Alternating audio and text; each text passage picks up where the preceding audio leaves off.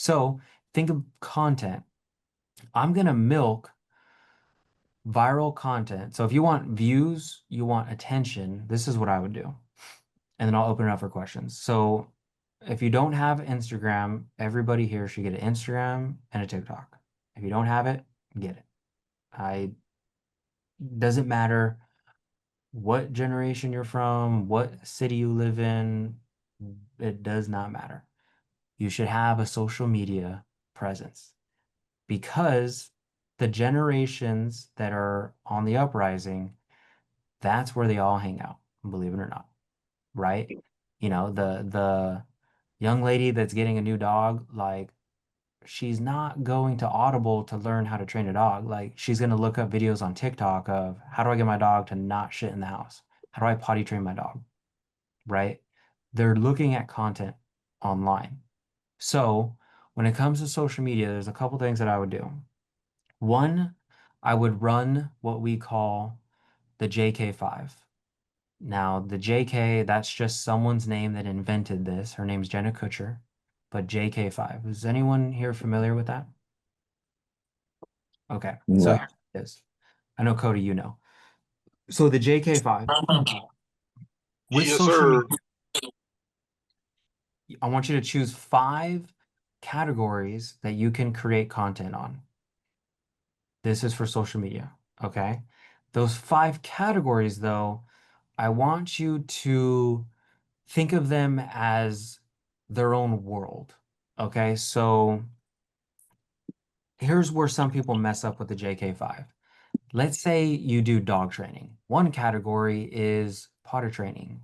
One category is dog walking. One category is, what a dog should eat. In my mind, all of that is just an umbrella version of education. That's one category. So I wouldn't do 5 categories of education. I would just do one giant one, and you're just educating, right? A second category could be family.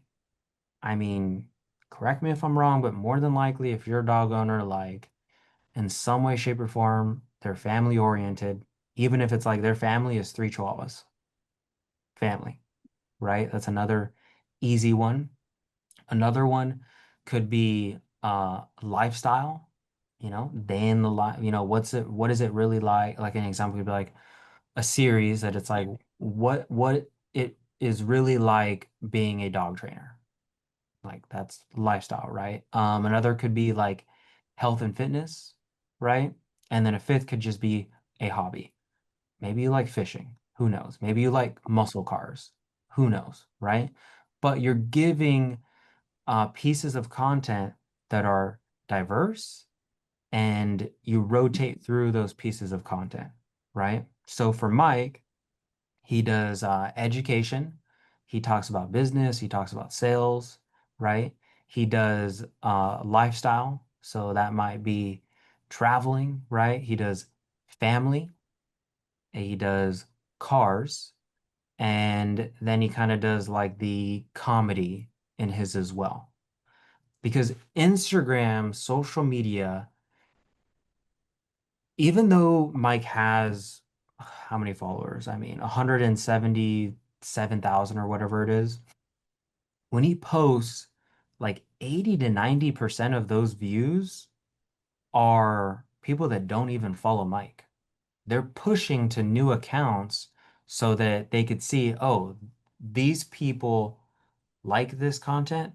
Let me show them who Mike is so that they could follow Mike, right?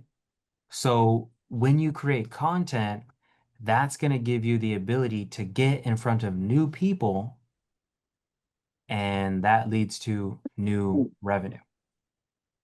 Okay. So if I show you just some of the stuff that we've done, this is my Instagram, and I'm not even the Instagram guy, right? But just so you can kind of see like some of the reach that we've had. Jorge, can you see my screen? Yeah, I Yeah. can see your screen. Okay, so we kind of went pretty deep with the Louis Vuitton stuff, so you'll see a lot of that. Um, but I'll show you some videos that did pretty well. So here's a a video. This was unscripted. We did not plan this. How many views did the video, how many views did this video get right here? Accidentally stealing a $12,000 LV necklace. How many views? 5.4 mil. 5.4 million, right? And I'm going to show you the video right now. And it's not like a crazy, I didn't hire a full-blown, Need for Speed marketing team. I'm going to show you. It's shot with an iPhone. On his neck is $12,000. Can you hear it, Jorge, when I play it? Yeah, I can hear it. Louis Vuitton, they put a necklace on his neck, it's $12,000, and he walked out with it on accident. We didn't buy this fucking necklace. No. Yeah. He walked out with a fucking necklace, bro. Is he gonna take it back or is he gonna keep it? Absolutely keep it. Louis Vuitton, they put a neck. Why do you think that got over 5 million views? 5 million's a lot. Like, It's a lot. that's a lot. And that's not I have other videos, this one had 1 million, this one had 1.1, 700,000 views, 159,000 views, like 349,000 views, and this is just my page. You should see, I'll show you Mike's page here in a second, but it got views because it's controversial. How do you accidentally steal something? Like, those two words don't really work together. The other is it's a Louis Vuitton, so it's like high end. And then if you noticed, we asked the guy, should we return it or keep it? And what did he say? Keep it. He said, keep it. What does his shirt say? Louis Vuitton, they put a necklace on his neck, it's $12,000, and he walked out with it on accident. We didn't buy this fucking necklace. No. Yeah. He walked out with a fucking necklace, bro. Is he gonna take it back or is he gonna keep it? Absolutely keep it. What did his shirt say? Honest. The guy's shirt says honest, and he's telling me to keep it. Like, do you get like, that wasn't planned. That was just like, those are components that video had that, made it do really well, right? The other thing is we have a sales academy, right? How much did we talk about sales and high ticket sales in that video? 0. 0. So now that doesn't mean, hey, you do dog training, like, don't make any content about dog training. That's not what I'm saying. I'm just saying, like, we live in a world where today it's about getting attention. Everybody is fighting for attention.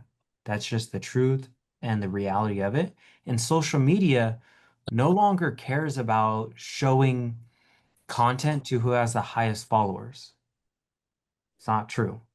What social media prioritizes now is showing content to the pieces of the pieces should they want to share content to users that have the most engagement.